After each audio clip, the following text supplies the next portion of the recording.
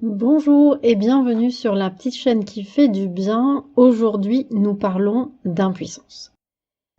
L'impuissance, c'est quoi? C'est de ne pas pouvoir agir par rapport à une situation qui nous déplaît, qui n'est pas de notre convenance. Alors, pour une situation donnée, déjà, on va distinguer deux options. La première, c'est une situation qui ne peut pas évoluer, une situation qui est complètement bloquée, d'accord? La deuxième, c'est une situation dans laquelle effectivement les choses peuvent changer. Dans la deuxième option, il y a encore une nuance à donner, c'est quand cette évolution ne dépend pas de nous, c'est-à-dire qu'on ne peut rien faire, donc on retombe à nouveau dans l'impuissance. Quand on a distingué effectivement dans quel cas on se trouve, il y a ensuite plusieurs étapes, on va dire, pour sortir de cette notion d'impuissance. La première étape, ce sera toujours la même chose, c'est la notion d'acceptation. Comment je peux retrouver du pouvoir sur quelque chose qui se passe dans ma vie ou dans la vie des gens qui m'entourent si je n'accepte pas les choses déjà telles qu'elles sont. C'est-à-dire, je ne peux pas être en refus de ce qui est là continuellement. Tant que je m'oppose, tant que je résiste à ce qui est, eh bien, les choses ne peuvent pas évoluer. Ça, c'est donc le premier point et c'est primordial de le comprendre. Dans cette notion d'acceptation de ce qui est, il faut y inclure les émotions que ce qui se passe génère en nous-mêmes, parce que ça fait partie des choses que nous avons besoin de laisser être. Si la situation génère en moi de la colère, de la frustration, de la tristesse, du désespoir ou toute autre chose, eh bien, si je lutte contre ces émotions, je ne les laisse pas s'exprimer ou que je fais en sorte de les refouler, eh bien, je ne suis pas dans une attitude d'acceptation. Donc ça, c'est notre première étape. La deuxième étape, c'est de se rendre conscient de ce qu'il se passe en nous. On a parlé des émotions éventuellement, des pensées qui peuvent être générées par cette situation. On a besoin de s'en rendre conscient. Ça veut dire quoi? Ça veut dire être à l'affût, être à l'écoute véritablement de ce qui apparaît dans le champ de la conscience, plutôt à l'intérieur de nous, mais c'est aussi repérer comment nous allons agir et quelles décisions nous avons l'habitude de prendre au sein de ce type de situation. C'est voir les choses aussi de manière globale, c'est-à-dire une situation souvent, elle peut être une redite de quelque chose qu'on a déjà vécu. Ça peut réenclencher des émotions et des pensées qui ont déjà été là. Ça peut aussi nous faire agir ou décider quelque chose du même acabit qu'une fois précédente. Et ça, c'est important de le repérer parce que effectivement, ça montre qu'il y a là sous-jacent un schéma inconscient qui doit être déconstruit. Et ça nous amène à notre troisième point, notre troisième étape. Quand on a pris conscience de ce qu'il se passe en nous, et ça c'est vraiment primordial, je le répète, eh bien, il faut libérer ce qui a créé ça. Comment le libérer? Eh bien, il y a plusieurs options. Soit vous êtes en capacité d'aller intérieurement interroger c'est quoi l'expérience de vie, qu'elle soit de cette vie-ci ou d'une autre, qui génère ces circonstances de vie-là, ces émotions-là, ces pensées-là, cette manière-là de réagir en moi. Quand vous n'êtes pas en capacité d'avoir des réponses claires à cette question, alors il vous faut consulter un praticien qui va vous donner cette réponse, qui va vous aider à accéder à cette réponse.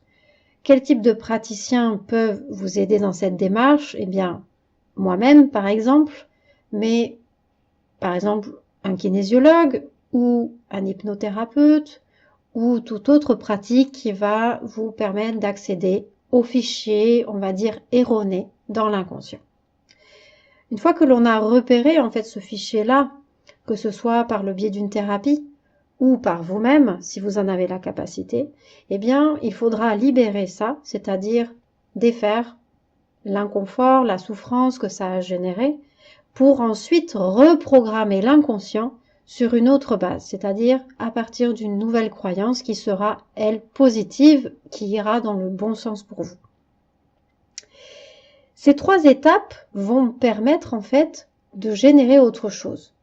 Nous reprenons donc du pouvoir sur notre vie, puisque ce n'est plus l'inconscient qui génère les choses, donc ce n'est plus une mémoire qui est, on va dire, à la tête de ce qui est créé, mais autre chose que nous aurons programmé qui va aller dans le bon sens pour nous. Donc ça, c'est nos 3 étapes. Au-delà de ces 3 étapes, j'aimerais ajouter une notion qui est tout aussi importante, c'est de se rendre compte que toute situation, elle est toujours là pour nous amener un apprentissage, une compréhension et même une évolution personnelle. C'est donc crucial, une fois qu'on a terminé ces 3 étapes, de se poser la question suivante. Qu'est-ce que cette situation vient m'apprendre, vient m'enseigner, vient me montrer, vient aussi m'amener à faire évoluer en moi? C'est véritablement aussi une manière de regarder les choses d'un plan plus élevé et donc d'avoir une vision plus juste et plus consciente par rapport à ce que l'on vit. Et ça, je trouve que c'est très important. Parce que parfois, par exemple, on ne va pas comprendre qu'est-ce qui est dessous, qu'est-ce qui est sous-jacent dans l'inconscient, qu'est-ce qui a généré la situation. Par contre, on est capable d'identifier que cette situation-là, elle vient m'apprendre ça, ou elle vient me faire travailler sur tel ou tel sujet, d'accord? Donc ça, c'est vraiment important parce que ça nous permet, au-delà de démêler ce qui se passe dans l'inconscient, de mieux accepter ce qui se passe en voyant qu'il y a un effet positif. En fait, qu'il y a une recherche de la part de la vie de nous rendre conscients de quelque chose, de nous faire évoluer vers une version plus belle, plus lumineuse de nous-mêmes en réalité. Et je trouve ça très important aussi. Donc si on fait un résumé, nous pouvons effectivement nous sentir souvent impuissants puisque quelque part dans notre vie, c'est l'inconscient qui mène la danse. L'inconscient, c'est 95% des pensées qui sont générées, et donc des émotions, et donc des actes, et des prises de décision. C'est important de le comprendre parce que si, par exemple, vous appliquez la pensée positive directement, sans vous poser la question de ce qui est sous-jacent dans l'inconscient, eh bien, vous ne gagnerez pas. C'est-à-dire, vous pouvez répéter 10 000 fois par jour une phrase positive.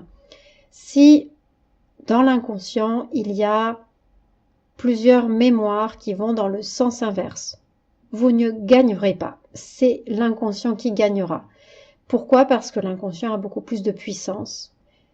Et de ce fait, vous aurez beau répéter, ça n'aura qu'une très faible incidence en fait sur votre vie. Par contre, si vous suivez ces étapes telles que je les ai nommées, il y a de fortes chances pour que vous arriviez à démêler les choses et donc à reprendre ce fameux pouvoir sur ce qui se passe dans votre vie. Voilà, c'est un petit peu, je crois avoir fait le tour de tout ce que j'avais envie de vous dire par rapport à cette notion-là. Je vous invite également à prendre rendez-vous avec moi si vous en ressentez le besoin, c'est-à-dire si accéder à ces fichiers erronés, à ces mémoires, à cet inconscient est difficile pour vous. Il est vraiment nécessaire en fait de consulter quelqu'un qui vous aidera à le faire. Parce que ce serait vraiment trop dommage de continuer à vivre avec quelque chose qui tourne en boucle et que vous n'avez pas la capacité d'arrêter. Voilà, c'est tout pour aujourd'hui. J'espère que cette vidéo vous aura aidé, vous aura fait comprendre certaines notions importantes. Et quant à moi, je vous retrouve dans une prochaine vidéo Et je vous invite effectivement à vous abonner, à mettre un petit pouce en l'air pour aider cette chaîne à grandir. À bientôt, au revoir.